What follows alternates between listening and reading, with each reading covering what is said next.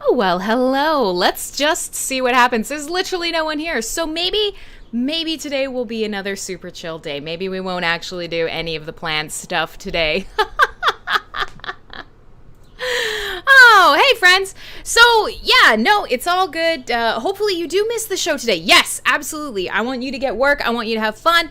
We're live, but again, I started the stream a little too late. Things are wild around the house. So it may be that there's only like 5 of us and we do absolutely nothing. We just chill stream today. My original plans were we wanted to talk through some of the stuff going on around NFT Showroom. I wanted to pick some of your brains. Hey, Schmoogle! Oh, that's a good reminder. I gotta unfuck the Vim stream. I'm telling you, guys, I'm so bad at being a streamer, but I'm gonna get better. I was good, and then I went bad, and now I'm somewhere in the middle. So let's save that. Boom. It's like nothing bad happened at all. Wait, synthwave. Can I spell? No, I can't. So welcome to another Saturday. It definitely is a little bit of a thing because, of course, the 2 shows that are on before me, one of them is taking on hiatus and one of them has moved. So a lot of the people that show up in the morning go, oh, there's no shows on, and then they forget and then they don't come back for my show. But that's okay. So everything looks good today sound-wise. Let me know how things are sounding for you. Let me know that you are happy with the way things are looking and feeling and sounding. I didn't get to put a full face on today, although I did kind of fix my eyebrow. Hi. And if it is just us fabulous, normal friends here and we don't actually do anything useful today, then that's no problem. I know Clay only showed up because I was supposed to be talking about NFT Showroom, but hey, you know what? I guess we will. I did have some stuff that I wanted to talk about to the Hive kids that I wanted to pick your brains about today, and I had some great new music that I wanted to play, so I guess we'll do it and we will aim for... Yeah, exactly. I know. It's okay. John, I'm happy to see you whenever you can come. So don't worry. Don't worry about it. It's one of those things where it doesn't even bother me anymore. It doesn't even bother me anymore. I used to take it so personally, and now I'm like, you know what? The fact that people show up in the middle of their summer, in the middle of crypto winter, just to hang out with me on their weekends, well, god damn it, that's a thing. So, hey, FB Slow, haven't seen you in a while. So there is some stuff I want to talk about today, and that is going to be talking a little bit about potentially kind of putting something together as an incentive for hobby devs to kind of test out Hive. And so I thought I'd talk to you guys a little bit about that. We could still show off some of the stuff on NFT Showroom if you guys are interested. I hope you guys like the very model-esque, I don't know if you could tell, but I've got a fan blow. I got a fan blowing on me because it is a little bit hot up in here. So yes, I'm going to be looking very whatever all day. And we'll go from there. So let's do a little bit do a little bit of catch up. We can do some open mic style questions, and then yes, I do actually have a couple things picked out. I do have some music picked out, and that's fine. It'll just be you guys. It'll just be the hardcore people who feel sorry for me that come to the stream that will get to see it. Double check that all the chat is working. It should be. I think I connected everything up good, and it's fine. Yes, the update is it's 93 degrees and you're slushing. Okay, well, you know, I don't have a problem. I don't have a problem with that. Be slushy if you need to. I also don't have a solution for your problem. But I will play you some cool music. It probably won't cool you down, but you know, it's all a mental game, right? It's all a mental game. So one of the things that I did want to talk about and what I did want to do is walk people through some of the changes to NFT Showroom, because we fixed the auction contracts. If you were here last week for the mini meltdown and the penis balloon saga, then you would know that we have successfully launched auctions on NFT Showroom, and that's so exciting because we also launched a bunch of big changes. There's a bunch of cool stuff that's happening around the showroom. It looks different, it feels different. Everything has really coming together as a place where artists can build a profile and explore kind of what it's like to jump into digital artwork in the crypto space and all that. Great. So I was hoping that I could rustle up some artists to be in here today to talk about it. And of course, I'm a giant failure as per usual. So since we're in the absence of that, there's some brain picking things I want to do, but otherwise I think it's just going to be another completely random show that everybody eventually gives up on because it makes no sense and has absolutely nothing to do with anything that anybody wants to talk about, which is pretty much the way that these shows go now. But I haven't seen anybody chatting from Trovo or Theta or YouTube or Twitch, so let me know if they work. If they don't work, I'll be very sad, but I won't be surprised. That's just your friendly neighborhood Crim fucking everything up again. So, knowing that we are kind of entering a period where we are kind of, I don't want to say it, I don't want to jinx it, you can hear, it's basically hollow. I don't want to make it and will it into existence, but we're still in the bare end of a bull market. Now, most of you guys are crypto fiends, so you know what I'm talking about. But if you're not familiar with all the terms, a bull market is when the market is going wild, prices are up, you are unstoppable, you are a charging, rampaging bull, you are bullish, and you are moving forward. A bear market is when you are feeling a little slower, a little more defensive, prices are down, and you have decided to hibernate for the winter. You're pulling back, you're not buying or selling or trading as much, the entire market values are depressed, and everybody's feeling very bearish, grumbly, slow, hibernating. Big difference, like it's the energy, right? And so right now, we have obviously been in a bull market this year. Prices have been wild. We've seen some crazy stuff happening in crypto. The sentiment is bullish. The sentiment is positive. Adoption is up. But what goes up must come down. There are cycles in the market. And of course, things can't, as much as people want you to believe that stonks only go up, there's got to be a natural sort of wave to things, right? And so prices, especially, let's, kind of talk about Bitcoin because it leads the market, and all of you guys know this, but it's a catch-up. It's a catch-up of where we are.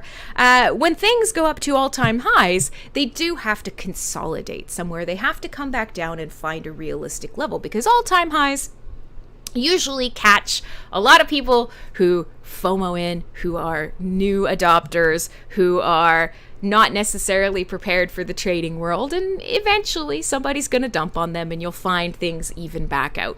And that's the period we're in. A lot of people want to say it's a bear market, crypto winter, but son of a bitch, we're still at 30K. We started the year at next to nothing. People forget that, you may have at the beginning of the year bought some Bitcoin at $9,000. You know what? $30,000 is looking pretty fucking good to you. It's too easy to be caught up in the small picture. As soon as you zoom out in crypto, things get smoothed out a little. You feel a little bit better. You recognize that all is not lost, and we are not in crypto winter. Yay! Okay, thank you. YouTube is fine. Everything's looking good. Excellent. Some days are a disaster. Hey, Nine. So, we are, yeah, exactly. No regrets. Can't have regrets in crypto. Actually, Clay and I were talking about Doge again last night, and I try not to think about that because we could all be in the 5 to 6 digits, and we're not. And you know what? That's okay. Learning experience. What can you expect? The crypto market, say it with me, friends, because Scaredy Cat Guide hasn't had a show in a long time, so let's just all say the mantra. The crypto market can stay irrational longer than you can stay solvent. Remember! What is that? It looks purpley yummy. Oh, that's Clay's. Yeah, he has a slushie, man. I have a cold iced coffee. That's what I have. Sorry, not sorry. So, with the long and short of it is everybody's kind of talking about how it's crypto winter and people that have sort of a less experience in the markets are already starting to feel like things have cooled down and all of the opportunities are gone and everything is over. We're all miserable. Hello, Eileen. A hot coffee. And that's not the case. But this year has been so exciting for NFTs, for non-fungible tokens, for crypto and DeFi development, and whatever you may feel like if you're in a bearish, bullish sentiment, there's still lots going on around the Hive ecosystem. But as we know on this show, we often talk about Hive, and we talk about other crypto too, but Hive is sort of our bread and butter, our cold coffee. And Hive just cannot grab people at the level that we have always hoped, right? I mean, so many of us in the ecosystem know how it solves our problems. It allows us to do a lot of the things that we love. We've been building on it, like the NFT showroom team and many of the other teams, Splinterlands and Peak D, and, you know, whatever it is that you come to this blockchain to do, building strongly. Oh, hey, Butterfly, I haven't seen you in ages. I didn't actually advertise this show, so that's cool that people are showing up.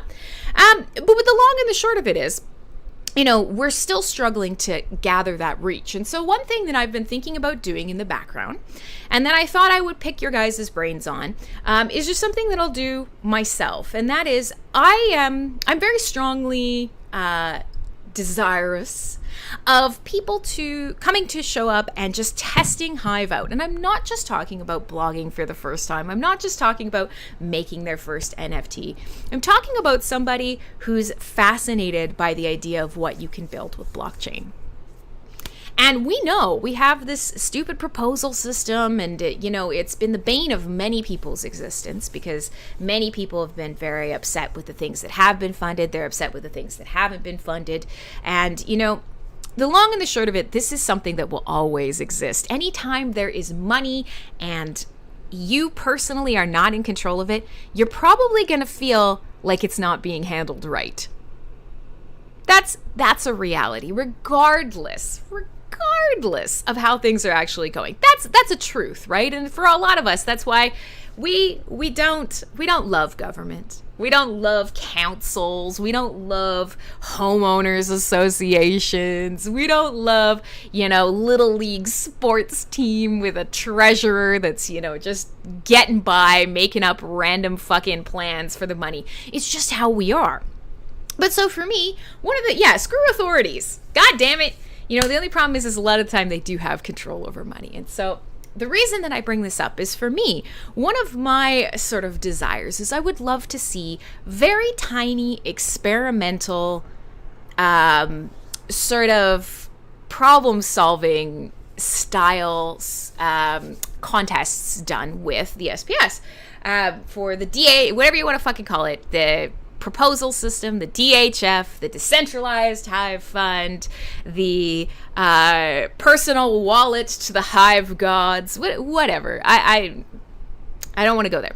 So the reason that I bring this up is I want to talk to you guys, because you guys are the core that come every week. I see quite a few of you in the Discord. There's people watching on the YouTube and others. I see lots of people on Vim. So hi, great, happy to have you. And the reason that I bring this up, oh, is this Crim going down? Oh, can you guys hear it that badly? Why did nobody tell me that it sounds bad? Or is it just because I've got the breeze making me look good? How is the sound? How bad is this fan blowing in your guys' ears? Because I'm comfortable, but I'm willing to be uncomfortable for you to have the best experience possible.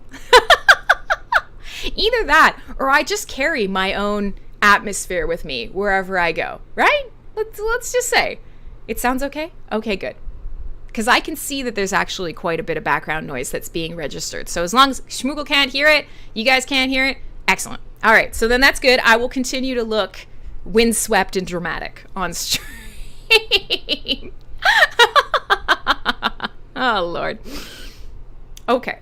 So now that we've gotten that out of the way, you can't hear it at all. Thank God. Thank God.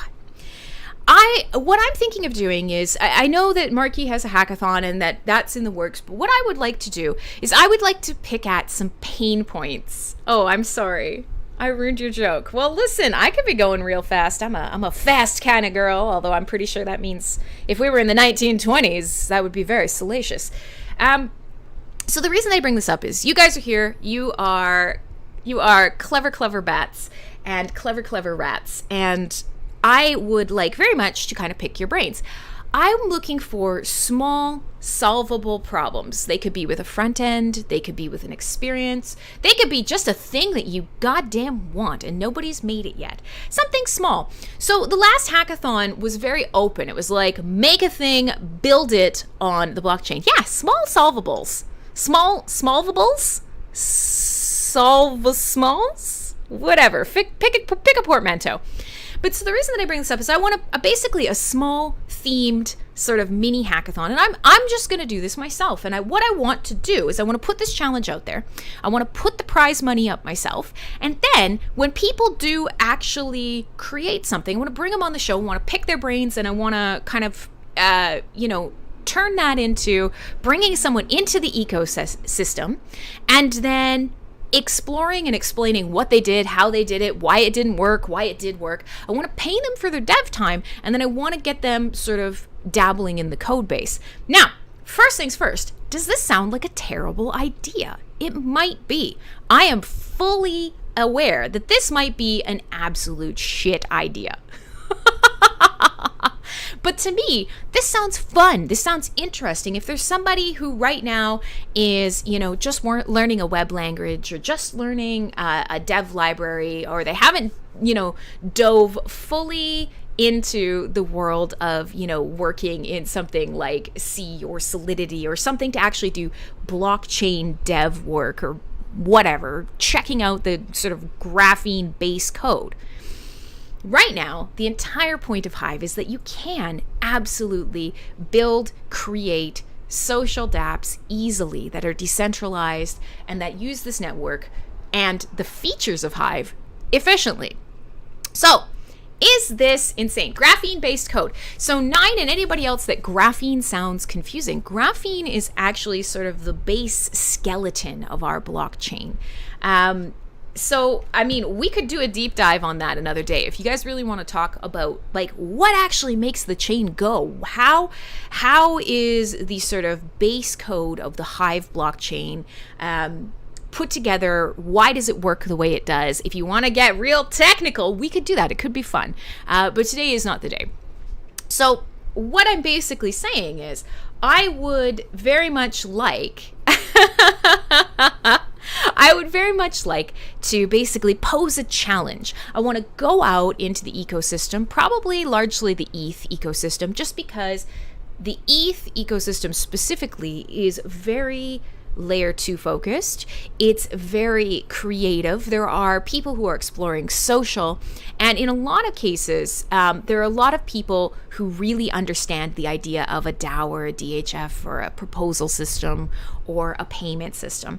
So this is something that, do you guys think this is a good idea? Or do you think this is absolutely retarded? And that, trying to get something like this going and then turning it into a series of either little interviews or helping boost these hobbyist devs checking out what's possible with Hive it's a bad idea. It's a waste of time.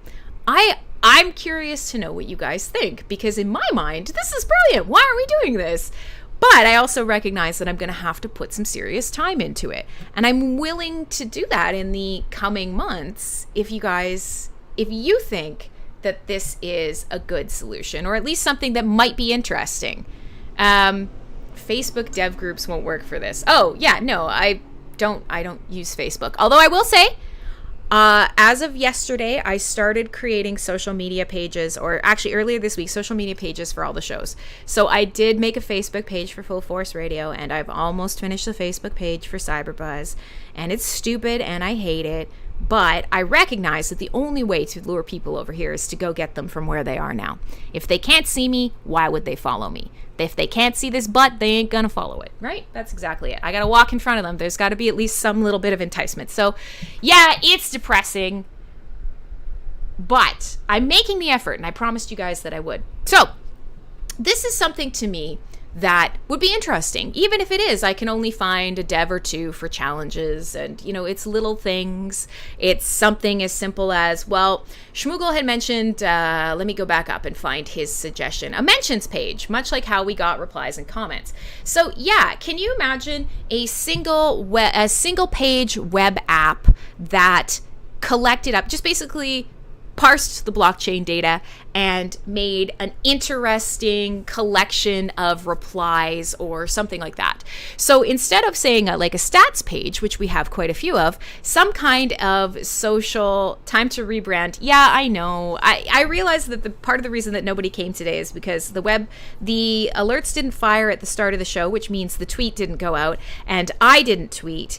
And I'm also not posting this to Vim. I'm going live on Vim, but I haven't made a post on Vim. So, the days that nobody comes and there's only like 20 of us, I realize that's my fault every time. But that's why we're making social media. I can just schedule it all ahead of time and then disappoint everybody in larger quantities. So I'm thinking of this as like, let's find a little tiny white tweak when you could twerk instead. Well, I am white. I have a large bum, but I am white. So it's, Clay and I have been talking about this for ages. Learning to twerk is actually more difficult than you would believe. Socialist media. All right. So everybody hates me and everybody hates everything. Okay, good. You came. I know you guys came. That's why I said you guys are the core of it all. You are my sounding board. And like I say, I mean, 20 of you or however many of you are here. It's not like that's nothing. Believe me, I am very, very, very appreciative. Heavy breathing. Why are we heavy? Everybody came. I'm very appreciative of you. But the idea is, let's blow this fucker up. So, are you coming yet? I don't know. You tell me. You're here. You've arrived. So hopefully you came. That's not heavy breathing. Nothing I do is good enough for you fucks. Let's focus on the problem at hand. So Shmoogel's created a situation where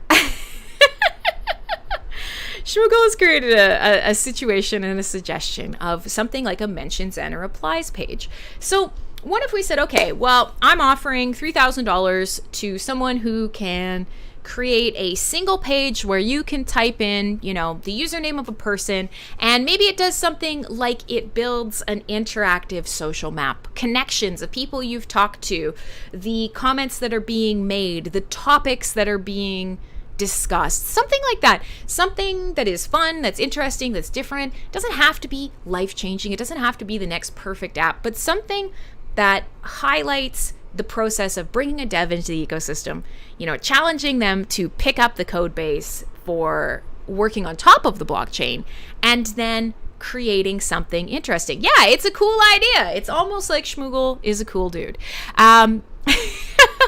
But think about this. We are, especially with social, why does UI and UX matter so much? Why do we often like to look at graphs or infographics? Why do we like to see information displayed in interesting ways? We appreciate things that are attractive.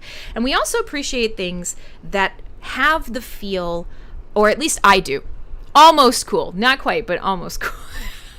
Shmoogle. Shmoogle's a boss. If you haven't seen Shmoogle's PC, it's hardcore. You're very cool because you have the aircon on. Yeah, see, we're all like, I could kick this fucker up. Let's just see. I can go a little bit harder and I could put it right here and then we could just be extra cool. But besides that, so think about this for a second. And for me, this is something that I'm very interested in personally. I love tactile design. And one of the reasons that I make websites the way that I do, and if you look at NFT Showroom, you'll see a little bit of it. I like when, as you move around a website, things respond to you. Things, you can't feel them because there is right now, for most people, if you're driving around on your desktop and you're mousing over a link or you're clicking on something or you're exploring, there is no feedback. You don't feel it. We're used to haptics in our controllers, in our phones, in our vehicles. Well, we do things day to day. We can feel it. There's a response. When you do something, when you touch someone, when you interact with an object, there's a physicality to it. For me, I'm a huge fan of web design like that. And so I like small bits of movement, little bits of design that make me feel like I'm interacting with whatever it is I'm doing. So when I designed NFT Showroom, I designed with that in mind. But I bring this up because this is how we like to interact with things on the web. These are the things that grab us, that we find interesting, that make us feel more connected to what is, in a lot of ways, intangible. You prefer web pages that don't punch me in the face. Yeah, now, I'm definitely not suggesting that we go back to the GeoCities, fucking spinning GIFs, full video background, like scrolling web animations. There's a subtlety to feedback responses, right? I mean, it's the same thing when you're like playing a video game. You want a little bit of rumble in your controller. You don't want this thing to just leap out of your hand and fucking embed itself in the wall. It's not... It's a delicate game. It's a delicate game because when you go to a website where they've turned everything, autoplay music, yes. When you go to a website and everything is blinking and flashing and you just, how did I get here? What is happening? There's a twirling under construction sign. There's a blingy GIF. All of a sudden shit's shooting across the page. This was a thing, especially when CSS was first starting to... You want to turn that rumble up? I'm not saying, I'm just saying. I do notice that my microphone is causing my camera to focus a little differently, so I'm going to move it back and just see if that helps. So, all I'm saying is, yes, this has to be done gently, but there is an interest in, oh God... There's an interest in a website. Yes, every other word in a different color. As the tools evolve, we often test the limits of them. And this is exactly what I'd love to see with the Hive blockchain. Here is a tool. It is evolving. I want you to explore it. And that means there's a good chance we are going to get some fucking twirling construction cone GIFs and, a bad embedded media player that, is taking up half the page and it's in an iframe and it scrolls off and you can't get it. And I digress.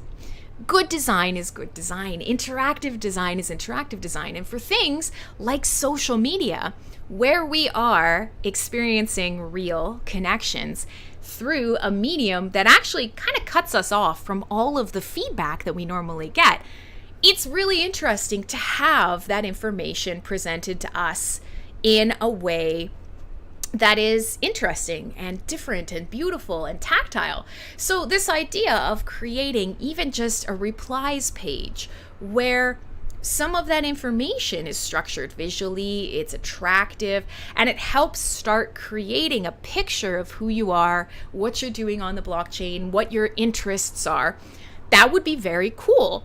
And so that could be a very positive, first step to this little challenge. I don't know what you call it. Okay, so $2,000, build me a one-page app where if I click my name and one of 3 set time periods, it will visualize the conversations that I'm having or the conversations being had under my post, and will kind of present them in a way that encourages me to go back and really explore those conversations or follow up on those conversations, or, show me where the people are talking in the topics that I'm most interested in, or whatever. These are the types of things that social media data and rich data empower us to start exploring. And it's one of the things that Hive, we forget is so possible with Hive, because so many of us are very caught up in the idea of, well, we've come from traditional social media 2.0. We hate being used by big corporations. They're scraping all our data. Hey, Jason, they know everything about us, and it's, again, we have to remember that we gave it to them, first of all. And the way that they use it is largely reactive to the way that we use social media. And so how do we reconcile that? And how do we take that back and use a Web 3.0 solution like Hive to chase these experiences that we want and lose sort of these centralized aspects that we don't want? It's a big question, but it's totally tackleable. And so this is something that's in my mind. If you're on the internet, they know all. Ain't that the truth? And that's one thing that we don't always kind of encourage people to explore, especially with Hive. It is that everything you do is public. This is a fully public ledger. Unless you are just sending memos that are encrypted, or you're using a service that allows you to, log in and is partially centralized, where your data, your login, your transactions, your social connections are stored on the chain, but the sort of side app information is stored separately. That's private. Everything is public. We can see everything. And so it is actually very easy to start analyzing connections, reading comments, searching for patterns, and exploring ways to display this information that's more attractive and more useful. And that's not a bad thing. It's inherently not a bad thing. But we need some challenges. Like, we need to get people motivated to try it out. And so that, to me, is something that this kind of little challenge that I'm considering would be very worthwhile. You know what? It's actually not that hard. The only thing that, is missing in this case is, here's the libraries for you to use. Here's some money when you do it. And after you do it, let's sit down and talk about the process. How did you find it? What did you create? Do you want to keep working on it? Do you fucking hate it? Tell me everything. Let's pull it apart and let's see what people that are using it after you've made it, let's see what they think of it. To me, this is a very fascinating little road to go down, and I think it could be something that, if I probably start around September, putting some time into it and just see what comes of it. Because you know what, all I've got to lose is some of my Hive, and I've bought it and I've earned it and I value it, so I'm willing to put it on the line to see what somebody else would do. What would they do with it? I'm scaring peeps. Okay, fair enough. Oh, 9. All right. So, Nine has very true and valid opinions. It's just often, sometimes they start connected to the show and then they become their own conversation. So if you guys want to have a conversation in chat, that's fair. Go ahead. It just won't always be related to the topic that I'm talking about. And that's the beauty of the show. If I say something that then shoots you off into your own thought bubble, that's okay. All right. So, with all that being said, we're about half an hour into the show. My original plan today was to talk a little bit more about some of the new design of NFT Showroom, was to pick your brain for bits and pieces of things and little features that we are thinking about in the background of adding, of, ways that I can maybe create a challenge for hobbyist devs to come into the Hive ecosystem and for us to kind of learn from them and for them to learn from us.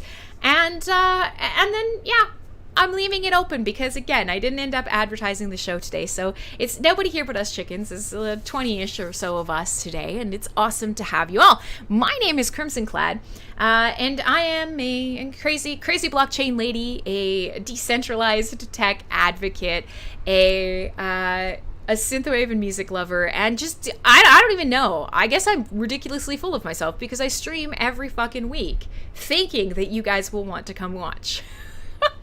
Rough. All right. So with that, we'll bring it close to that topic, and I'll come back to it before the end of the show, because I would like to know, is there something you wish existed? Is there some silly little idea that you'd love to see solved? I want let's get to start doing a very Willy Wonka-esque song and dance here. I want it now.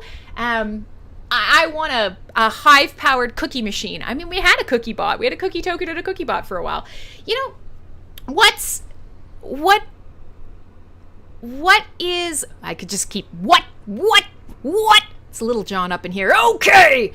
What's on your mind in that regard? What's a stupid, feels not significant enough want from you? Or maybe it is, maybe it's hugely significant, but I'm just saying those little ideas. Yeah, a Hive clicker, an idle clicker, and there's lots of games that are being developed on Hive now, which is excellent. But what if there's cookie clicker but Hive? Exactly.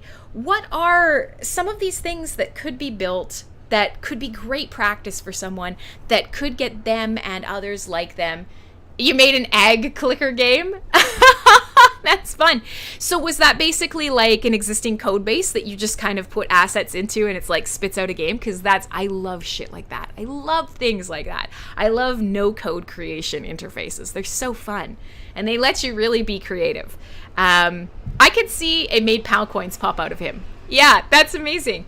And when I look at that, I think, oh my God, think of the absolute terror psychedelia nightmare that would become. A giant floating aggroed head pooping out PAL coins out of what is probably attached Cyclops butt. Yikes, fucking yikes, but fun. Okay, so I'm going to play a quick track here because I want to get back to playing some synthwave for you guys. I want to get this show kind of moving back in that direction. I want to do at least once a month. I want to do some synthwave interviews. I want to get back to sort of the guts of what I really love about doing this show.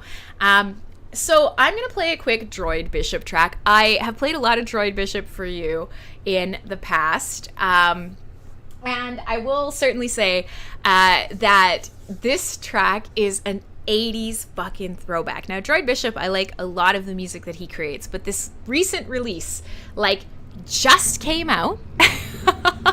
I'm sorry, I have my window open, so when people drive by on their motorcycles on the road past the forest here, it gets very loud. So let me know how bad it is. I'll close the window you know what? I'll close the window. Hang on.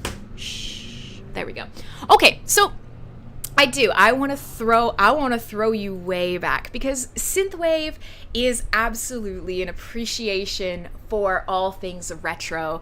It's an appreciation for, and we talk about this all the time, my love of, neon reflecting on puddles on a dirty city street, cruising in a car under the palm trees and the moon. That synthwave aesthetic, that 1980s squiggles and triangles and geometry and big hair and, synthy music. It's all good. And so Droid Bishop just put out a new single and it's called Dancing in the Darkness. And it is exactly that. It is all of, do you need hairspray? I mean, if you're gonna have to backcomb your merkin because I don't know if you got enough on your head to go full mullet. But listen, do what you got to do. Get as 80s as you can. This is a really great. It's a really great track. That's amazing, Julia. Look at that. She beautiful. Everybody can go play right now. Everybody can go click on Aggroed and make him poop POW coins. It sounds delightful. And with that, I'm gonna play this track, and we're gonna play a funky track, and then we'll come back and we'll talk a little bit more today. There's still lots that I want to chit chat with you guys about. It's CyberBuzz Radio. My name is Crimson Clad. Every Saturday I'm here, and often we talk about disruptive technology and blockchain and crypto. We don't always talk about Hive. Today we are. And I play synthwave and we hang out and the community is the absolute best. I have more things I want to pick from your brains. So far, I've only gotten one suggestion and that was from Schmoogle. So I'm hoping that you guys will percolate on this idea. I may put a post together, I may not. Who knows? I don't usually have time to post, but what else is new? I am a massive disappointment. However, if you show up, I will try to entertain you. That's the whole point of these live streams.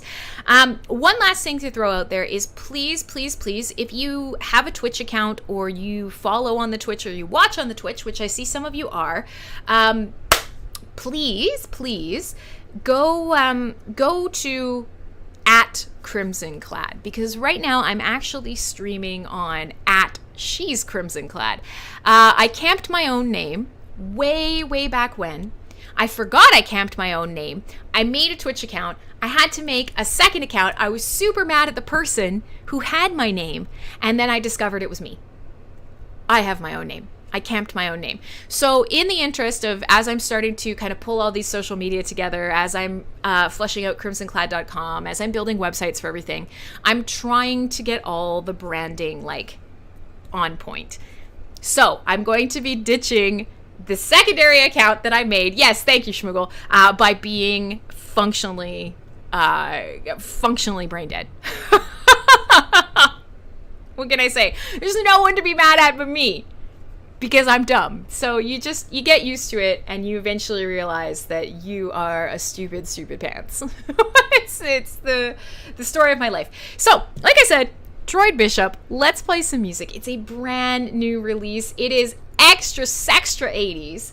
You are going to get the synthiest of waves here. And we'll see what you guys think. It's brand new here on CyberBuzz Radio with Crimson Clad. What can I say? Hang on. Let's start at the beginning of the track. Ideas. Strong ideas. Number one DJ on the MSP Waves.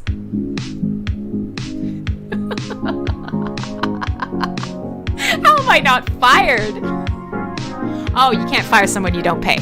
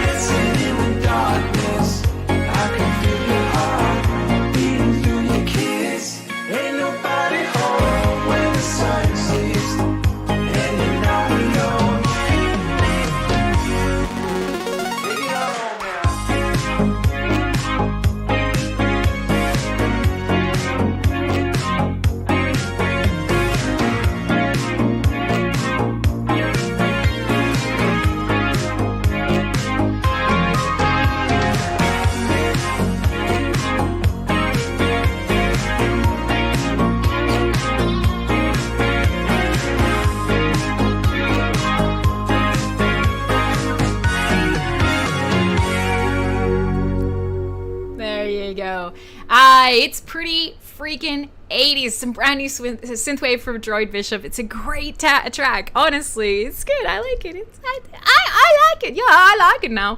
Hey, so my name's Crim. This is CyberBuzz Radio. I'm live every Saturday at this time, whatever time it is for you, anywhere between noon in the western side of the world to like midnight on the eastern side of the world. Wherever you may be watching it after the fact, this is a fun little show. I play synthwave music. I talk about crypto and blockchain. I talk about Hive. I talk about sort of the philosophy of technology and disruptive technology, and everything is bathed in a little bit of a neon 80s glow. Because of course, man, oh man, did we ever have hopes and dreams for technology in the 80s? And things probably didn't really turn out the way we think. Oh yeah, you guys like my flying hair in the background? I definitely need to get like some brighter front lighting and some brighter back lighting. Just kind of really give things a pop. But someday. I could try and warm this up a little bit if you wanted. All right, so yes. Let's see what Schmoogle's got here. A random Hive user picker, preferably one that's at least made a post or a comment. You repress. Oh my God, I don't know why I can't speak today, but don't worry about it. Hey, revised sociology. Preferably one that has at least made a post and a comment. Maybe it looks for activity within the X amount of time period so that you get somebody who's active.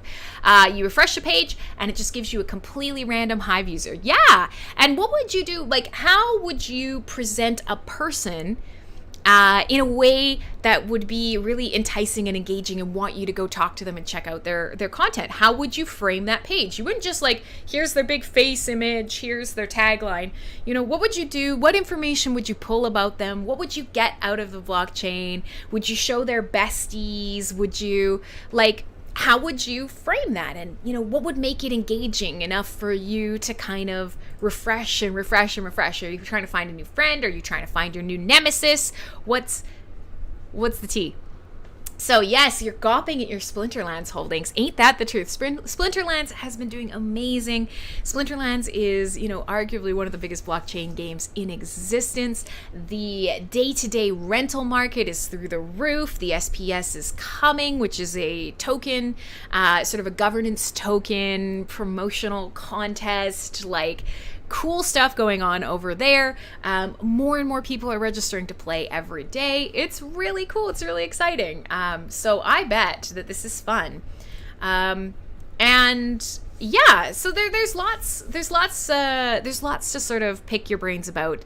The reason that this came up, if you're just joining us after the break, after that fabulous track by Droid Bishop, is the start of the show talking a little bit about creating a challenge or a small sort of hobbyist bounty for small problems, small solvables, little pain points, things that we'd love to see get made or things that we'd love to use around the Hive blockchain, and kind of framing a challenge and saying, hey, what would this look like to you? How would you build it? Go for it. And then basically paying them, because it is a bounty after all, putting the challenge out there and introducing them to the code base, learning from them about what are the things that they find really, really difficult in terms of what they need to succeed. That helps us make things a little bit easier, but also kind of bringing them on, creating a show about it. Hey there, Driller.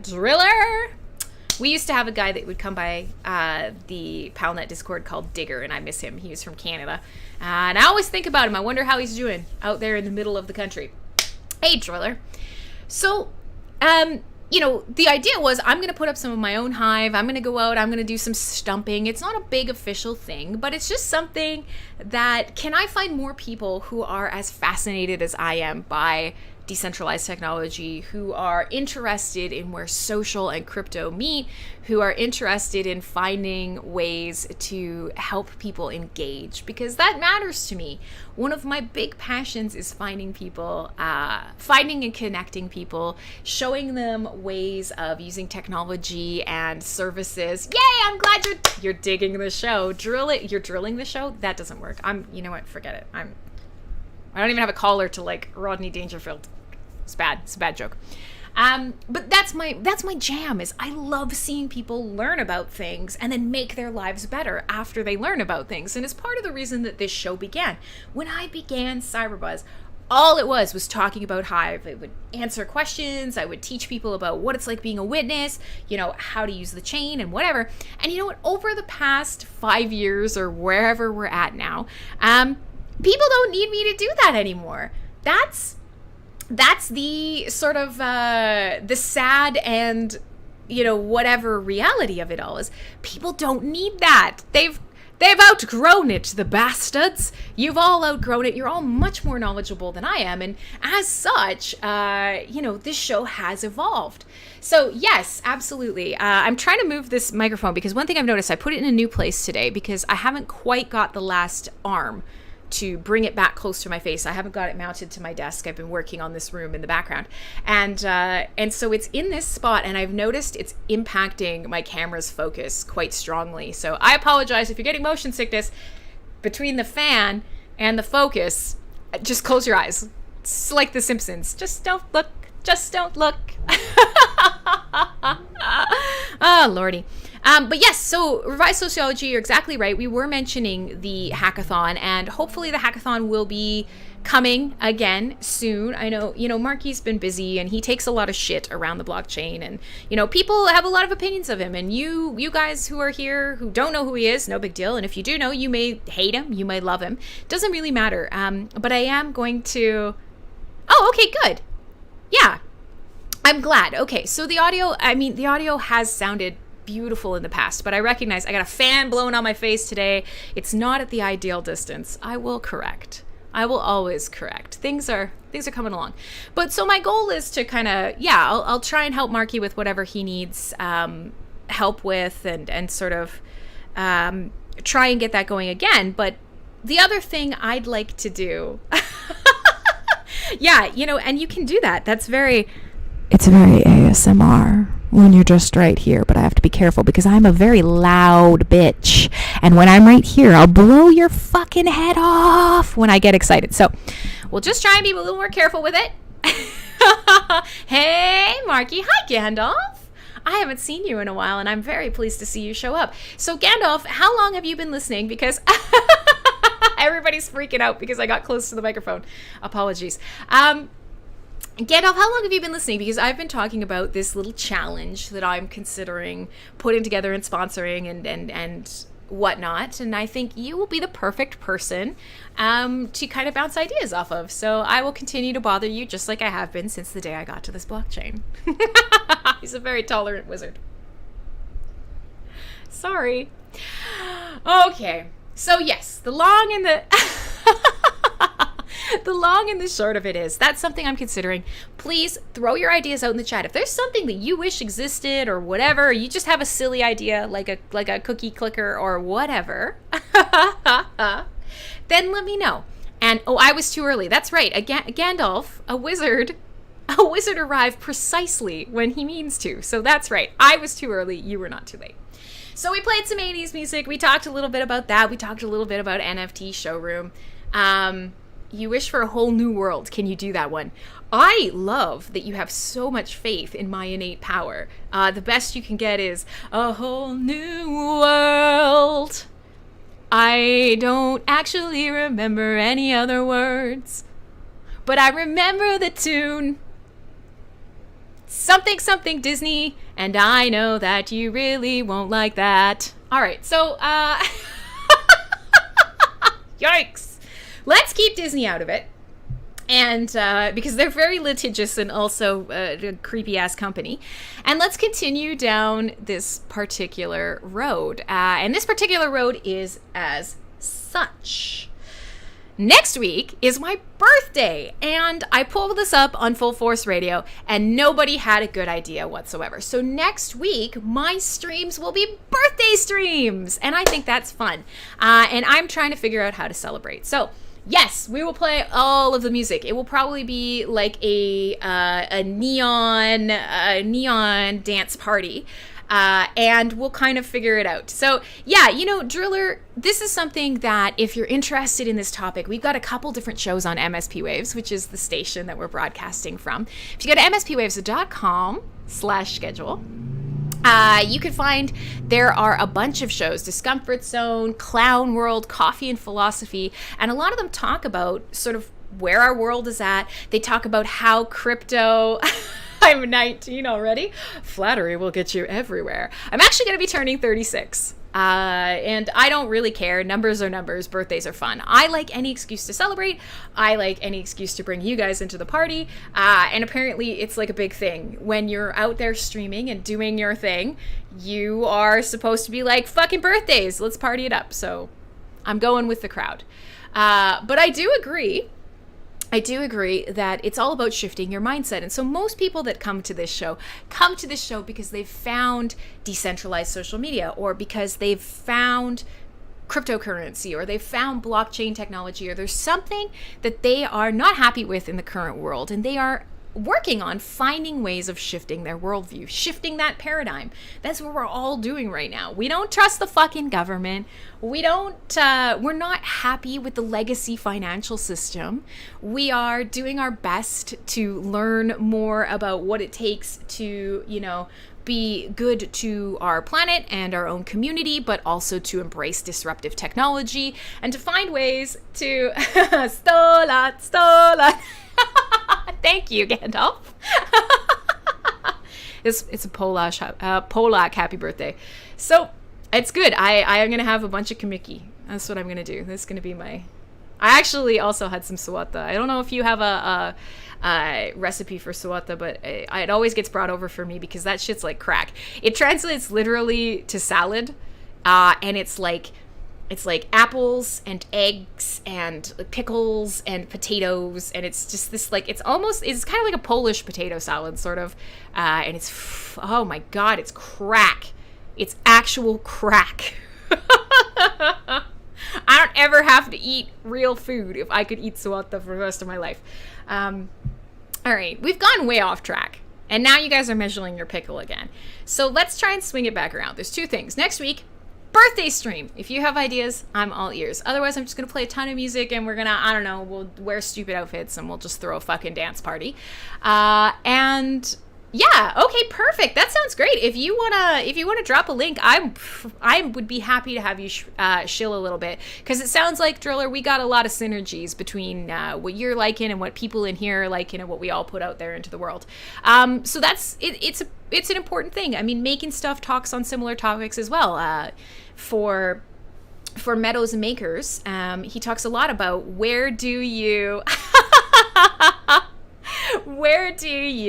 match up cryptocurrency and getting off the grid? Where do you match up becoming ungovernable and also being a stronger community member? It's a fascinating thing.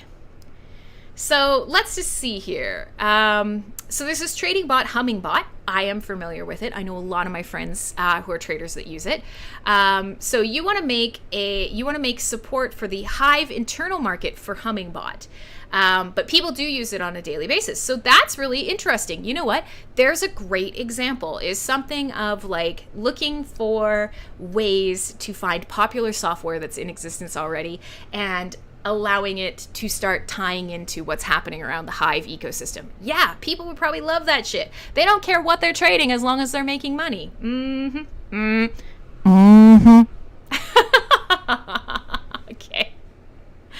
Okay. So, birthday ideas, we'll table that for now. The other thing that's happening this week is on the 28th. I am doing a live AMA with a crypto publication. So I will keep you guys informed because I actually don't know much about it. I was just voluntold to show up, and that we're going to talk about Hive, and we're going to talk about, the changing financial landscape and the blockchain and its place in the world. So I guess keep an eye out on the 28th, because I will be doing some live stream educating with another crypto publication, and that'll be really fun. Close up Crim causes super bass. We've already discussed that I'm not a good twerker, so the super bass is certainly it's a relative term at best. All right, so we're halfway through the show. I am thinking, let's take a peek. What can I play for you guys? I'll play a little bit more music and then we'll come back and we can kind of turn the show, since we've kind of run through all the crypto topics that I have. If you guys don't have any that you want to go down, we'll probably turn it into open chat again. What is happening? Somebody outside is hooting and tooting on the way by the forest. I always go, I mean, it's a synthwave show. You don't have to worry about it being at least partially 80s-ish. Yeah, and so I'm broadcasting from the station's Theta account right now. And so for a lot of you who end up using streaming media, there's quite a few people watching on YouTube right now. I see some people on Twitch. I see lots of people on Vim. We'll throw it out there. If you can and you want, if streaming content is your jam, you should be looking into solutions like Vim TV, like Theta, even like Trovo, any of these ones that I'm broadcasting on that are up and comers. They're challengers to the incumbents. They are more mindful about building meaningful partner relationships, and they're a way for you, like we talked about, to kind of get out from under that yoke of the big guys. And I totally understand, because you know what, YouTube for a watcher is very easy, or Twitch for a watcher is very easy, but at the same time there's a lot of things and a lot of policies and sort of these big overarching issues with these platforms, especially when we talk about some of the things that we're most interested here, being freedom of speech and freedom of connection, and not losing the connections that you build as time goes on, and having that backed up in a big database, kind of like Hive. That if you can, you may as well make this time work for you. Hopefully it works for you because I'm entertaining you. But if I'm not, you could be watching on Theta and earning T-Fuel, or you could be hanging out on Vim, and, you know, they've got gems on Vim, and Trovo. Trovo has spells and fun shit like that. So finding a streaming solution, if you're watching streaming content, take a look around. You might find something that you like a lot better, that protects you as a viewer and enhances your viewing experience, that allows you to kind of break the hold of the almighty YouTube. But if you want to watch on YouTube, you can do that too. I'm never going to push you to a single platform. And you know what? It means my numbers suck, but at the same time, look at all of you. I am rich because there are many of you. All right. So let's play some more music.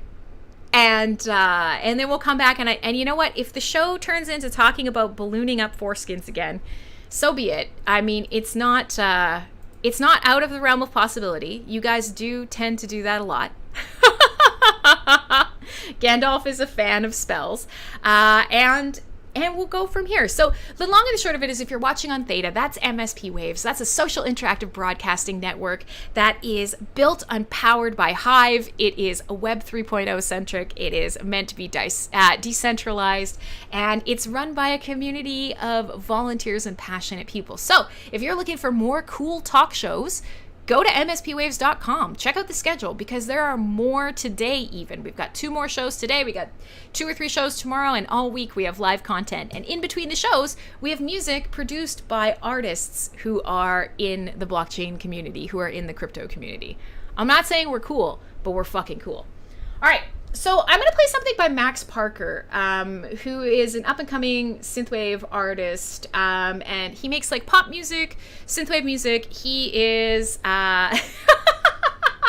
He's based in Wales, actually. There's quite a strong synthwave scene in Wales, in the UK, and sort of that area. I guess it's sort of this pushback against sort of that Eurotrash techno scene, but also sort of some nostalgia. All the things that we love about synthwave seems to really be gaining a foothold in the UK, especially. There's a lot of great artists coming out of there, and not many people listen. He's got about 1,000 monthly listeners on Spotify, which is...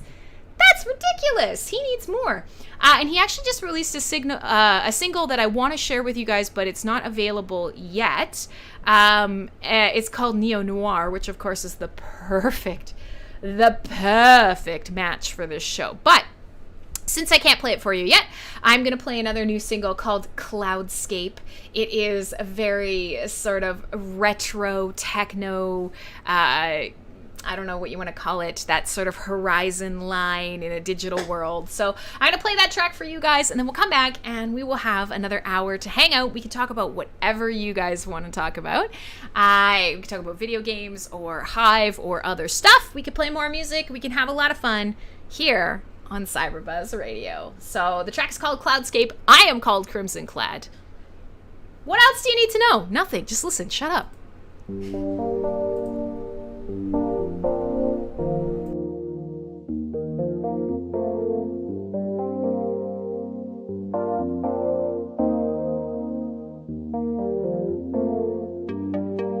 I walk along the still streets of the city that doesn't sleep. They own to the memories along the waters of the open sea.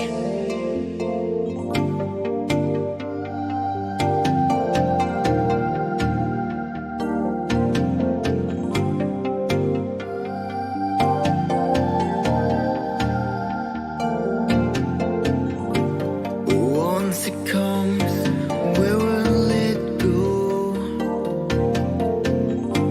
Will it fade or will it grow? Summertime, midnight rise, starkest skies is my mind. Summertime, midnight rides, starkest skies is my mind.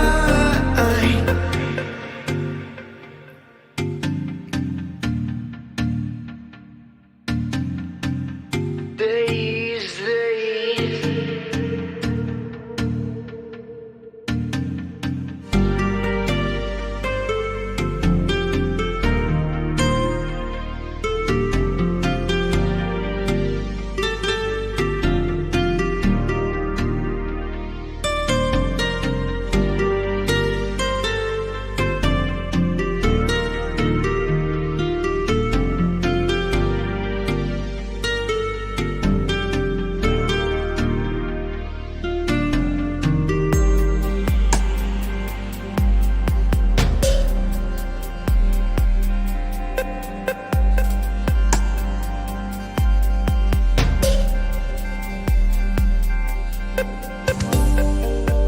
The wind against the river, the feelings that weren't bitter. Was it all for something bigger?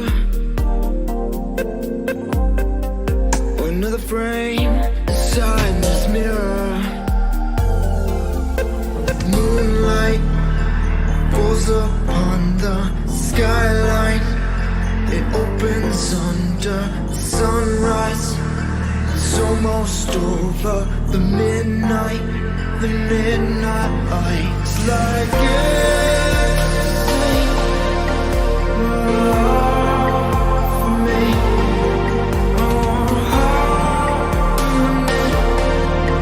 To my mind to breathe.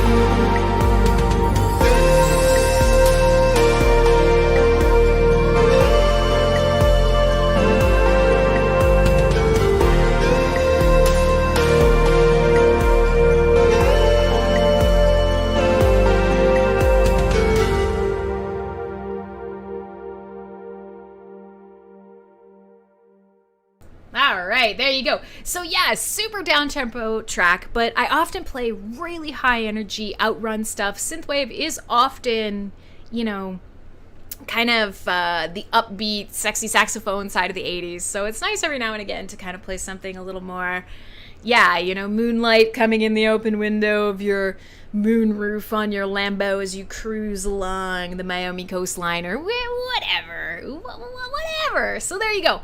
But yeah, it's always tricky because sometimes I play stuff like that and people leave. People don't always like the music. People don't always like the talk. Regardless, I will either make you really happy or disappoint you or both. And that's life, isn't it? You want a little bit of everything. So my name's Crim. This is CyberBuzz Radio, and today we talked a little bit about NFT Showroom, which is our passion project. It is an NFT digital art platform built on the Hive blockchain, and it's something that a number of us here in the chat who are hanging out today are madly in love with, and it's been an important sort of passion project for us that we're looking to grow into something bigger. We're going to talk a little bit about that. We talked a little bit about potentially creating some challenges to lure. Oh, 9, thank you. I'm going to say that your expectations are quite low then. If you've never been disappointed in one of my shows, it means that the bar, you might want to bump it up just a couple notches, just a few. Just my personal opinion. But we talked a little bit about sort of challenging some devs to enter the ecosystem, how we can maybe suggest, create, impact the building of some fun stuff that get more people exploring what's possible with social media built on Web 3.0, or even with just a proper blockchain connected ecosystem, because so many of us are interested in sort of the freedom and the hard money aspect of Bitcoin, and whether you found it early or late, there are huge changes in the way that you think and you act and you save and you engage and how you even understand finance. I mean, Bitcoin for me really changed my idea of longevity. It changed my idea of what my relationship should be with a financial institution. It changed my idea of what value and transacting value looked like. And so, that was the beginning of this rabbit hole. And because I'm based in Vancouver, the ETH scene is huge here. So I got into ETH quite early as well, just because there's a physical presence. There's lots of people in Vancouver, crypto punks were born here, however you feel about it. And certainly there's like a tangible presence of that community in my city and in the tech sphere in my city. So these things, eventually led me to exploring other options, which made me start looking for alternate social media because I hate social media, which led me to Hive. And the rest is history. Many of you have heard the story and you don't fucking care because you've heard it a million times. And so the reality is that I'm looking for ways to bring more people back into that experience. And it may be because of the money, but it may not actually. Drive safely, please. Whatever reason we can bring people into this ecosystem or whatever they get out of it is equally valuable if they find value in it. And that's the important part. So what's my place in that? How do I encourage it? Other than having a silly talk show and talking about foreskins and, whether or not you can just pinch the tip to not go to the bathroom and things like that. Last week was a disaster. If you weren't here, don't worry about it. But if you were here, then you'll know. And we talked about all these things. We had a mini sex ed lesson because, again, we underlined that I'm not a penis haver. Much to everyone's surprise, I am not a penis owner because I think that's the way that we're supposed to say things now. I'm a person in possession of a uterus or whatever the fuck. I'm a birthing person. I don't know. We're not allowed to say that either. You know what? It doesn't matter. Don't worry about it. So we've talked about a bunch of stuff today, and we've thrown all these things out. We've talked about what would you guys want to see built? What could I go out and challenge someone to make that would make you happy, that would engage them? How much of my own money should I be putting on the line to get people excited? And sort of what kind of fun would it be to then bring them on the show and talk through the process with them afterwards? Maybe it's a terrible idea, but I want you guys to think about it and give me your thoughts. Like, actually. And then, yes, next week will be a birthday stream. We'll see. My best friend is flying in tomorrow to stay for the week. I'm so excited. I haven't seen him in almost 2 years. So that's really cool. He's come for my birthday. I'm going to be doing 2 birthday streams. It's going to be cool. Full Force Radio is going to be off the fucking chain. We'll do a Crimson Nepotism episode, I think. And then Saturday will be CyberBuzz, which will probably be like a super retro 80s dance party. So I'm excited for next week. and we'll play it by ear where things do go. So if you guys want to listen to a little bit more music, we could do that. I had some stuff that I wanted to share with you guys. I had some games and some programs that a free-to-click lottery. Yeah, I know, Mr. D, you've been thinking about some lottery systems and stuff too, right? You've been looking for some stuff to do. And yeah, I know also Ungovernable, Matt Arkey, he's very interested in the idea of a lottery system that isn't connected to the government, because if you look at most lotteries that exist currently, most of them are a way of basically collecting, and don't be offended, but collecting an idiot tax, and they're very crucial to the collection of government funds that go into sort of social programs and things like that. And it's quite funny because lotteries become really important because funding is never dictated or directed to programs that actually need it. So then they're like, okay, well, we'll have a lottery and we'll just take some of the profits, and then that's what we'll use for like senior centers. And it's like, well, fuck, those are the things that I would actually very much value. Bye, Clay. Having money directed towards. That's something that we absolutely should be spending money on, not, enriching another fat cat shithead bureaucrat. But regardless, I know that Matt from the Ungovernables podcast, and many of you guys are interested in the idea of, okay, so how do you disconnect the idea of a lottery from the government and from that sort of tax structure that exists? How do you make it fun? How do you have big prizes? How do you do it in a way, especially involving blockchain, that is trustless, that isn't, lottery's a scam. And I, in a lot of ways, I agree, because one of the things that's most problematic, and this is probably an entire topic for someday to talk about, is that we as humans, we love hopium. We are inherently desirous and hopeful, and we believe in things so strongly, and we're also lazy. And when you combine laziness and belief, what you get is a propensity to believe that a good thing will happen to us that will solve our problems that arise from laziness. Like, none of us really want to work, but we do want to retire. And one of the things that's quite fascinating and very terrifying, and Neil McSpadden talks about this sometimes on Tax Sherpa Stories, which is one of his fabulous shows on Tuesday.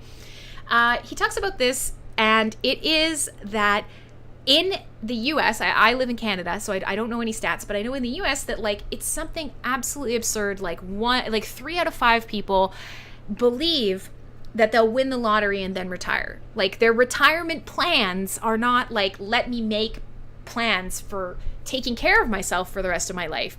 Their retirement plans are, I'm gonna win the lottery and then I can retire and it will be okay. That will save me. And it's like, when you think about the odds and when you think about how lotteries work and whatnot, and, they're just thinking in their mind, well, Powerball is worth more billions than I could ever spend in my entire life. If I win that, then it won't matter. It'll be fine. And you know what? I could take care of my whole family too. It'll be great. And it's like, whoa, shit. But that's not okay. That's not a good plan. And this is a thing that's very common. So how do you sort of, how do you disconnect those?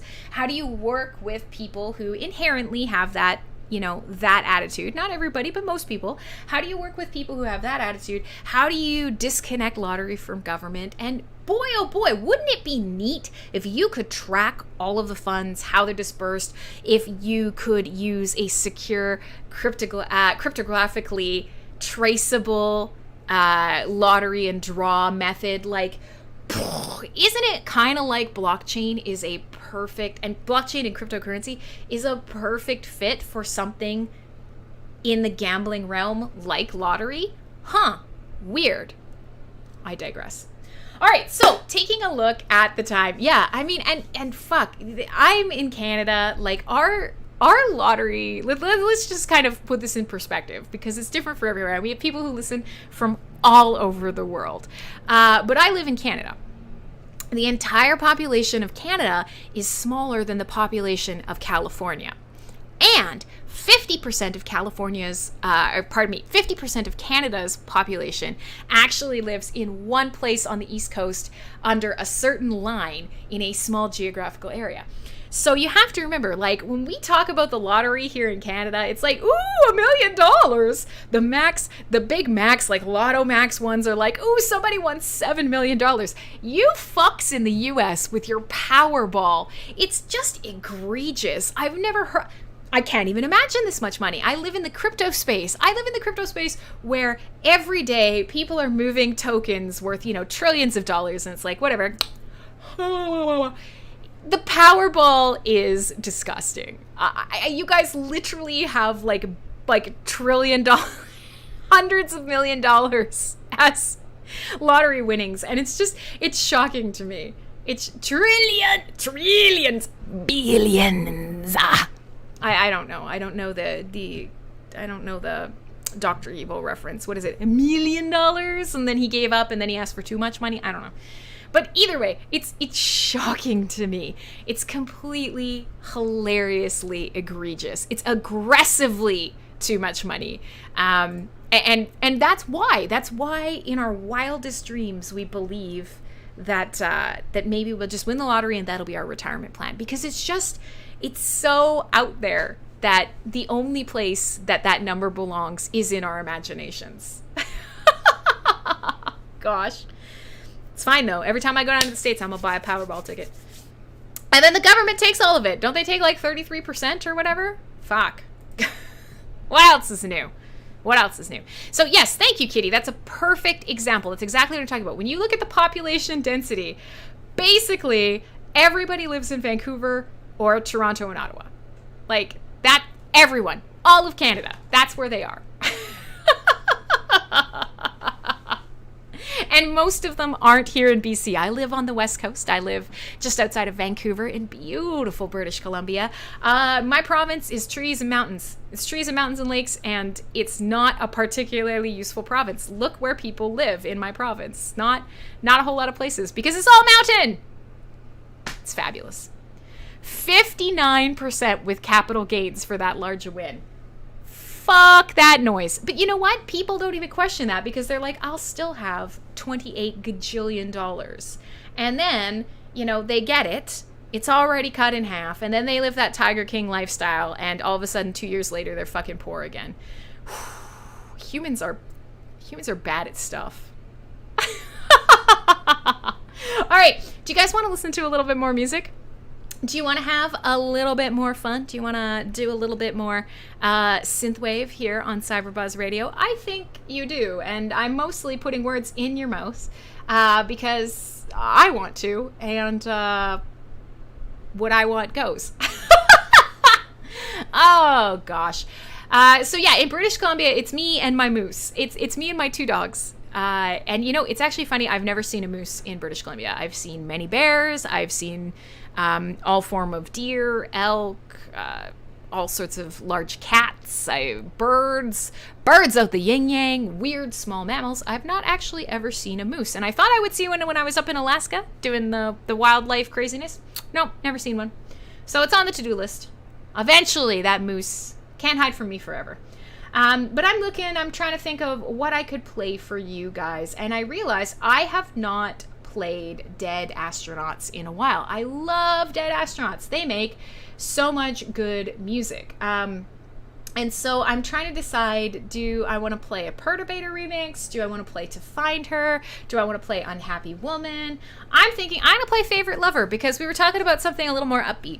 It's not truly synthwave, but it's good electropop. It's got a little bit of an edge to it, and it's a perfect sort of pick-me-up as we head into the last half hour of CyberBuzz. If there's something you want to talk about, let me know. Otherwise, I will continue to keep rambling out my ass, and you end up with moose and lotteries and the weird philosophy of trying to understand what you're going to do with the rest of your life once you retire, and you immediately mess it up. But I'm here every week. I talk about disruptive technology, the blockchain. We listen to synthwave music. We have a lot of fun. Sometimes it's interviews. Sometimes it's NFTs, art, virtual reality, whatever it is that catches your imagination in the technology and the social space, you'll find me there. It's basically the worst, actually. You can't escape me. It's fucking terrible. So I'm gonna play you a track called "Favorite Lover" by Dead Astronauts. It's a killer. It's a good track, man. So I'm gonna play that for you. We'll come back and we will chat for the last half hour of CyberBuzz Radio. All right, you are listening to MSP Waves.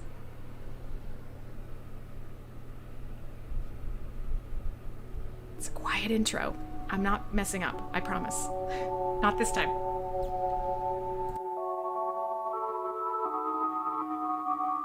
You, my favorite lover,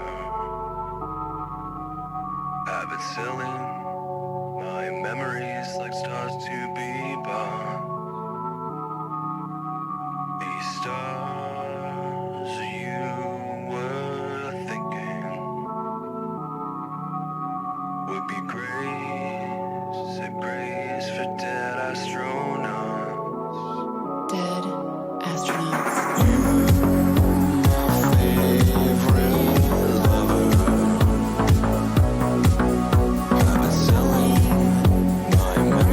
Like stars to be born.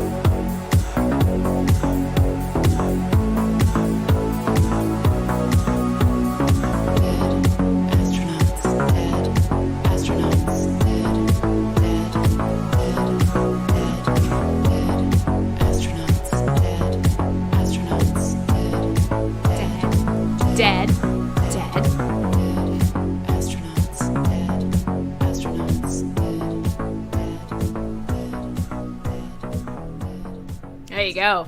All right. Things that we are not around here. Dead. Hey, so, CyberBuzz Radio. I realized that after I got bopping along to that track, as you do, because it is a bop, I'm sitting here going like this, and then I'm like, oh, the song's not up on the overlay. So you're literally just kind of like watching me awkwardly, you know, do the, what is it? Isn't that like the emo, techno, industrial goth, like just the arms that under an overpass or whatever? Yeah, sorry, my bad. So now the track's not playing. Let me get that out of the way for you. Professional fucking DJ, folks. And for those of you who just listen to the audio, you have no idea. But for those of you watching the video, you are leaving in droves. All right, so we have about half an hour left in the show today. We have covered a lot of ground. We've covered a lot of topics. We've talked about a bunch of dumb bullshit.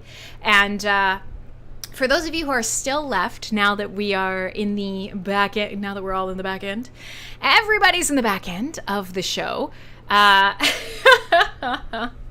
Is there anything that you guys want to touch on? I thought we could. I really do want to have an NFT showroom day. I want to get some of the artists in here. I keep wearing my Desolation Plains shirt because Nick Bones and Omens is one of our favorite artists over on NFT Showroom, and this shirt is so fucking killer that I needed to buy it. I bought it immediately, and I keep wanting to like showcase some of his art and music, and just hasn't lined up the last couple of weeks. So if there's anything you guys want to talk about, that's fine. Things are going well on the dog front, since I do see at least 2 DMs, and at least one of them is about oh gosh, I see some pod. All right. Okay. Sorry, everybody sends me piles of DMs while I'm live on air, and that's always a thing. So I'm always a little behind the times. But yes, new dog doing well. We are through the worst of the housebreaking, and we are through the worst, I hope, of the fear eliminations. So she's coming along. It's going to be a long road. She's still very scared. I asked her and Murphy to come up here today. They wanted none of it, so I'm sorry there's no puppy cam today. We'll try again next week. It's still a little bit warm here, and my office does get quite hot, hence the dramatic hair blowback, the blowout, if you will. Blowing for everyone. But yeah, I'm open to suggestions, because if not, then I will play you some more synthwave music, and we will just have a chill party down for the rest of the show. There were some games that I wanted to highlight because they are games that are creative or games that are art related, but I kind of want to save those to go hand in hand with some of the stuff that is happening around the NFT showroom discussion. Although, if you are a user of NFT Showroom, or you're interested in digital art, or you're interested in digital collecting, or any of the aspects that are covered off by our little side project, then do indeed let me know, because I have some things that are on my wish list and some fixes that I'm going to be implementing. But I'm always interested to know, what would you guys like to see? What else can we make happen for you? You think the weather is changing permanently? You know what? I'm not going to do it. I'm not going to get air conditioning. I have a small fan here. It works very well. It's only me who chooses to be trapped here in a hot office with a big ass computer venting out hot air, with all of you, busting my fat sweaty ass on the live stream. So I will live without air conditioning, but I'm not going to do that to the dogs. One of the things, who is behind it? Hive Pay. I am fairly certain, if I remember correctly, and I could be wrong, but I'm fairly certain that this is the same team that does Click Track Profit. That Hive Pay is, I think it's John G. Olson and possibly Tori and some of the other teams. But the group that does CTP and some of the other related projects, they are the ones. But yes, Hive Pay is very cool. So if you haven't seen this, this has actually been around a little bit longer than people realize. HivePay is an option that basically creates the ability to accept Hive tokens and Hive itself as payment on websites. And so it basically allows you to just add a money exchanger or a token exchanger. So if you are putting together a website, you're selling your services, whatever the case may be, you may already be using a payment provider, but of course not all payment providers accept or, will transfer or exchange crypto on your behalf. And most of the ones that do don't move outside of sort of the top coins or coins that they know have got a long history behind them. So in most cases, crypto plugins, things for Shopify, for WooCommerce, for some of the very big Stripe, some of the very big payment providers, they don't allow you to use crypto. And so for a lot of people who are working in a crypto ecosystem, that's what they want. And for a lot of people in the Hive ecosystem, that's what they fucking want. And especially now that HBD is moving more towards being a stable token and lots of cool stuff. So having a service that does that for you is very handy. Now, in a lot of cases, what it is that there is an intermediate service that does all of the exchanging in the background for you. They accept the Hive, they sell the Hive, they take it into whatever format it needs to be. They go through the payment gateway, they come back, they turn it back into whatever they need, and they give that to you, whatever it is that you prefer to have it in. And these services take on the risk, and they take on, obviously, the sort of intermediary functions, and they also take on the extra cost, which is the way that they make money. The way that they make money is they take some fees. HivePay, actually really inexpensive fees. So there you go. If you are really interested in integrating Hive into a website or to a store or into a service that you want to just generate a button that you can drop in an email or whatever, HivePay might be a great option for you. So Kitty Girls dropped it in the chat, but it's at hivepay.io. And of course, for things like Shopify and WooCommerce, which are two of the biggest payment gateways that exist at current, there are many, but those two are kind of the biggest plug-and-play ones, WooCommerce being WordPress-centric, and Shopify being sort of I don't want to say a standalone service, but a service that most easily created web stores or most sort of template websites can integrate with very easily. So if you make a website on a service like Squarespace, or you make a website on Wix or whatever, one of these sort of drag and drop ones, almost all of them will integrate with Shopify nice and easy right out of the box. But of course, crypto doesn't always do that. So here's an option for you. Now, I see PZ saying the downside of HBD possibly going stable. Hive isn't marrying government, is it? Stable is a relative thing. Stable tokens in general, you usually measure them by a percentage. Like they try and stay pegged to whatever value within X amount of like a control of error, either 5% up, 5% down, 1 cent up, 1 cent down, half a cent up, half a cent down. So HBD in general usually stays within 5 cents of peg. That's been pretty consistent. And given that Bitcoin both went down quite sharply and rose quite sharply, and HBD was able to kind of stick in that.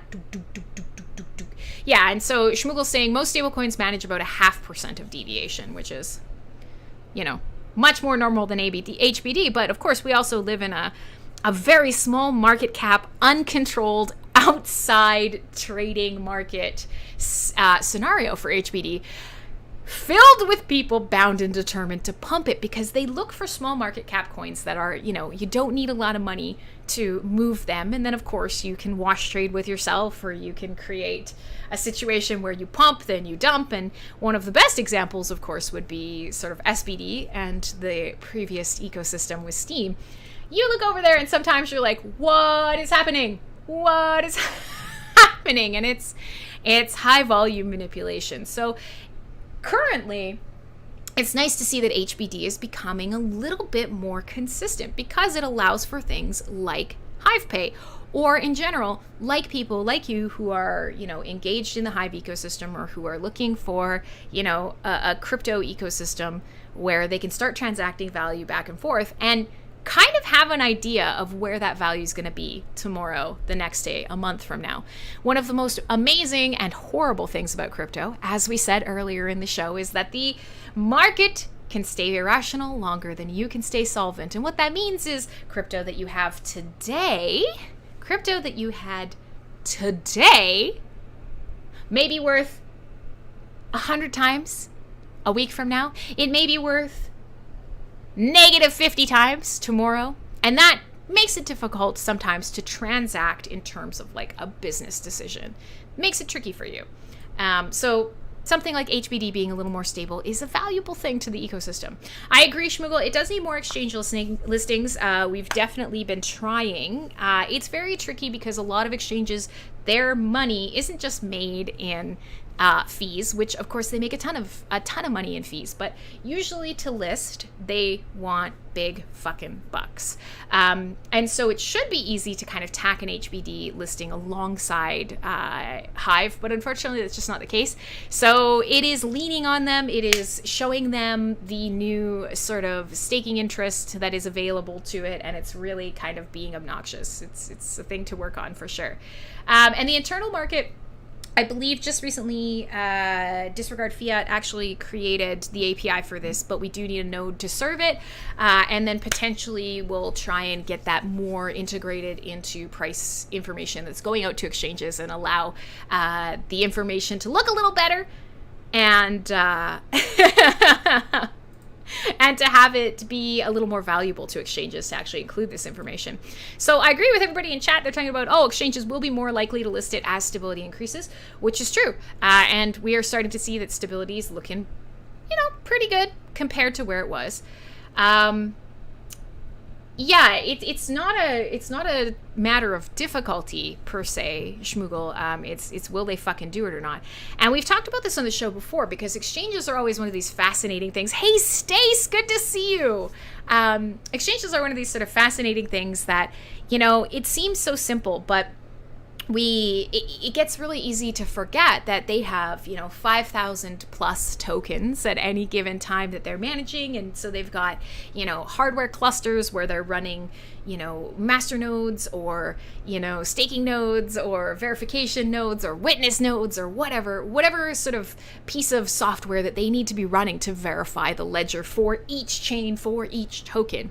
They have a massive infrastructure set up solely for this purpose, and so it should be easy, absolutely. But unfortunately, getting them to care about any one token can be tricky, and it can be volume based. And so in a lot of cases, if right now the new fucking hotness is baby burrito, left shark, Shiba Doge, Elon token, then it's really hard to kind of prize them away from focusing where money is flowing.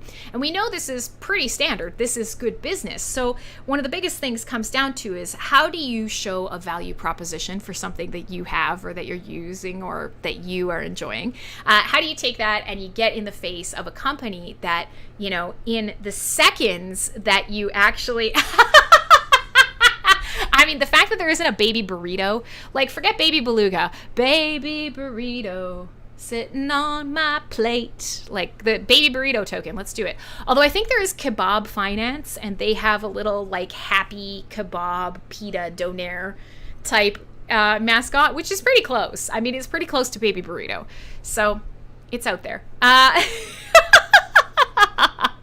But so, this is trickiness in the space, and I've always kind of wanted to do a show about this and kind of talk a little bit about this, because I keep an eye on the trends in crypto hiring. I keep an eye on sort of what people have to do and what kind of hustle is required for new and emerging tokens, for new and emerging products in the crypto space, because Bitcoin is set, ETH is set, some of the other top tokens are set. And past that, if you only focused on those tokens as an exchange or as a business, you would be very able to generate enough funds to never look at another token again. That's fine. And so what does that mean for people who are doing crypto marketing, who are doing business to business outreach, who are doing peer-to-peer outreach? Right now, one of the biggest things, if you look on Crypto Jobs or any of the other sort of listings, one of the biggest things out there is people who fucking hustle. And they call it, strategic business partnerships. But it's essentially, can you get out there and can you sell this token and can you sell this product to anyone? Is it an exchange? Is it, a site that will accept the token? Is it somebody who's going to pump investor funds into the lead sort of company that's managing the blockchain? Whatever. And it's wild right now. It's absolutely wild. So where I'm going with this is we're absolutely making these efforts. And I can tell you that, quite a few of the exchanges that we are listed on now, we have been working with them trying to get more HBD listings, but it's certainly, yeah, it's fabulous, eh, Clay? It's a very difficult thing because at the end of the day, you're in that vicious cycle, and it's any business, but it's easy to apply to crypto, especially the vicious cycle of you need more people with more money to drive more volume, to drive more trading, to drive more fees, to attract the attention of the exchange. So more trading generates more fees, but without the exchange listing the token isn't used enough, which means there aren't fees coming in, which means they don't care, which means nobody cares, which means there aren't as many users. Whew. So this is the chicken and the egg, and something that we definitely need people who can be exceptionally persuasive. So far, results, but we'll see. Okay, so I'm taking a look at the time. It's only about 15 minutes left in the show. There's still a lot of you hanging around, even though I'm literally talking about, yes, get back to your brilliant idea. I agree, Gandalf. Something about Hummingbot and other trading bots, and start looking specifically at how do we show exchanges that if you do a tiny bit of work, then you can also kind of help drum up more fees, more money, more internal market trades and volume, and just make more money. How do you make more money? Another slice of the pie, man, which is what they're always looking for. So I think we could probably pull at least one more track. Let's pull one more track. Let's listen to one more song, and then we'll be into the weeds of the show. And I will be able to close things off, and you will hopefully be able to escape. And wherever you may be, different parts of the world, it may be summer for you, it may be not, but I appreciate that you are here hanging out with me during the day. It's your precious weekend time, and you chose to spend it with me. That's fucking cool. I am here every Saturday doing CyberBuzz Radio right at this time. And if you don't want to be here live, you can watch the shows later, but, it's not quite as entertaining when you can't laugh along with the rest of the crowd who are making fun of me in the moment. There's, camaraderie in group trolling of Crimson Clad. But either way, I would love for you to come back. CyberBuzz is a lot of fun. It's good music. It's good friends. And if you want to come back next week, you should. Subscribe or like or click or do the thing. I don't fucking know. I hate asking, but it's important to do. So, I don't know. Do it. And actually, if you're here in the Discord, there is a command. You can do this during any show on MSP Waves. It is. You have, let me put it in here, the Crimradery. It's Crimradery. If you do the command subscribe, the bot will pop up, you will click a little check mark, and then all of a sudden you will get a roll. So if you happen to be one of the people who loves to listen to the audio or hang out in the Discord chat, no problem, you'll get a ping. And only when I'm on air. So I promise I won't spam you most of the time. So Crimradery, camaraderie, you're all very rude. Rude people. I am gonna play, let's see, what can we play here for all of y'all? What can I play for you? What haven't I played in a long time is probably a more important question. I am gonna play you. I haven't played you anything from Dance with the Dead in ages. in ages and ages and ages. And that's disgusting. And I need to fix that. So I'm going to play something by Dance with the Dead. And boy, do I love them. Everybody gets spankings. Everybody wants a Crim spanking.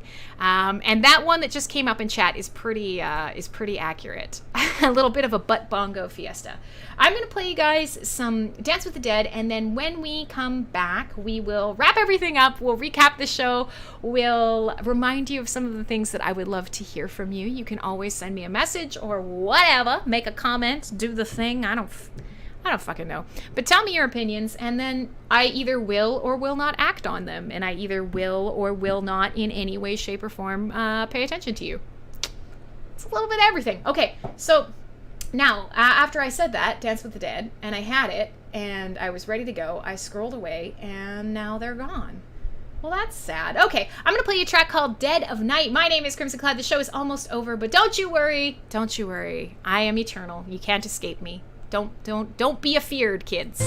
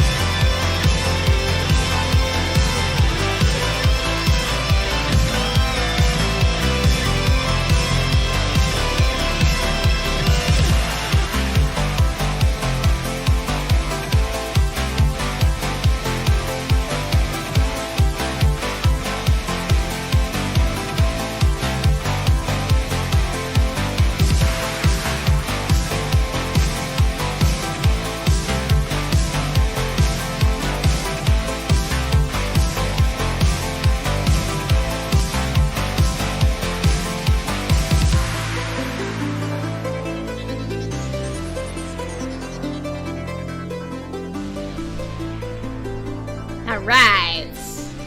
Motherfucking Dance with the Dead. There you go.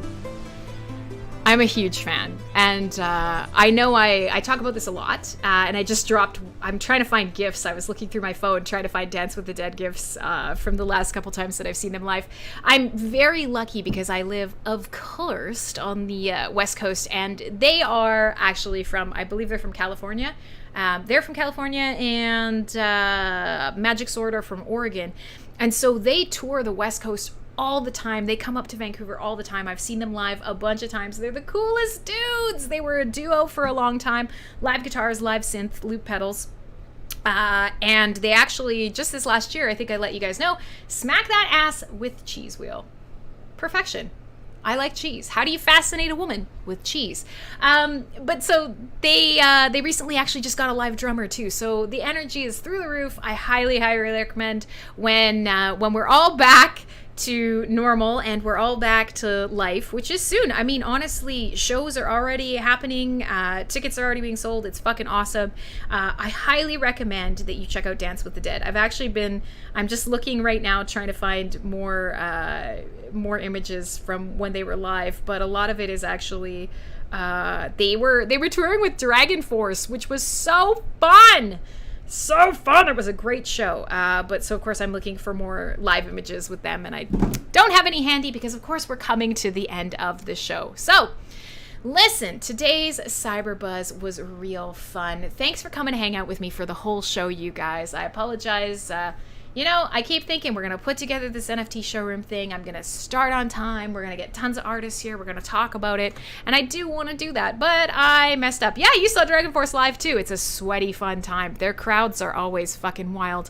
And I don't think the Lurker is listening today. I think he's out and about camping. But if he is, he went with me to that show, and I think it was his first time in the mosh pit. And I watched him get destroyed in the best way in that mosh pit. We were very sweaty, we were very sore, and it was a whole lot of fun. I made that bitch a cake. Bitches love cake. Yeah, we do. Absolutely. If you make me a cake, I will 1,000% have time for you. But that's also because I'm fat and I like food. So, temper your expectations. Always temper your expectations. So with that, we are now to the end of the show. The mug is out. I'm sorry, friends. We're done for another week. If you had fun today, please remember, I am waiting to hear what's a cool thing that you wish was either made on blockchain social media that was made on the Hive blockchain. What's a cool thing that you wish you had that doesn't exist that I could challenge and pay someone to try and make and then pick their brain live on the process here on the show as an interview. What is something that you would love to see me do next week, or you would love to hang out together, maybe some giveaways or something, I don't fucking know, for a birthday stream? What are all the things that make you happy, and how can I do them here on CyberBuzz Radio? If you are looking for more entertainment for your Saturday, go ahead, take a good look at mspwaves.com. Check out the schedule. It's in your time zone. You can find your favorite new show. And if not, if it's me, if I'm your favorite, or you just like watching the world burn and you like watching me flounder and fail consistently, then come back and watch the live streams, hang out for Full Force Radio, and direct the show where you want it to go, because that's what it's all about. I put these shows together looking for things that I think you're going to be entertained, things that I want to talk about, that grab me, that get my poor little hamster. He's slowing down, now that I'm 36 next week, that I'm the oldest old that ever old. The hamster's slowing down, but things that engage him and me and you. And bonus points if it's something to do with the retro future and that has that Blade Runner-esque, exciting techno hopium future aesthetic to it. But if not, then we'll just listen to great music and have a good time. If you got anything else that you want to throw out there in chat, now is the time. We're coming to the end of the show. And of course, I played some music for you this week, and at least two of the artists don't have huge followings. So if you liked the music, I highly recommend you go check them out, it would make me very happy, and it would make them very happy. Max Parker and Droid Bishop is actually a really big synthwave artist, but outside of the synthwave scene, not as well known. So if there's one thing that you should take away from today, go check out Droid Bishop, go check out Max Parker, go check out Dance with the Dead and Dead Astronauts, because man, oh man, it's hard out there. I know many of you guys are making art, you're making music, and it's easier than ever to distribute your music and harder than ever to find the people who love it and connect with them. So when you find something that you like, go tell them that you like them. Just like me, I'm going to tell you that I like all of you, and I like streaming, and I love Hive, which is stupid, but I do. So that's why we're here every week. Next week, it will be a regular Saturday show, but next week for Thursday on Full Force Radio for the birthday stream, I think we will be doing a 3-hour extra length show. So if heavy metal is your jam, shit talking, not learning anything useful whatsoever, only listening to very loud music, then Full Force Radio is your jam. You can find my other show at fullforce.rocks. You should come. It'll be fun. It'll be loud. It'll be a birthday. It'll go long. We'll probably be very, very drunk. And these are the things that make for good entertainment. I like to think so anyways. So, all right. And with that, we are right towards... Thank you. We are right at the end of the show. We're going to be getting cut off here real quick. So a gentle reminder that this is mspwaves.com. This is a broadcasting network built by volunteers who love the blockchain, who love freedom, who love decentralized tech. You can go to mspwaves.com. You can look at the full schedule. You can find more shows tonight, including Coffee and Philosophy, including Loud and Proud, a show run by a bunch of truckers and a cute anime girl. And for the rest of the week, there are shows on finances. There are shows on mysticism, there's shows on sustainability, anything you want to talk about. There's probably a really fucking cool DJ that does a live stream about it on MSP Waves. Did I do enough shilling? Have I officially shilled? Then in that case, my friends, I bid you farewell. I hope you had a good, fun stream, and I hope I see you for my birthday week. Bye.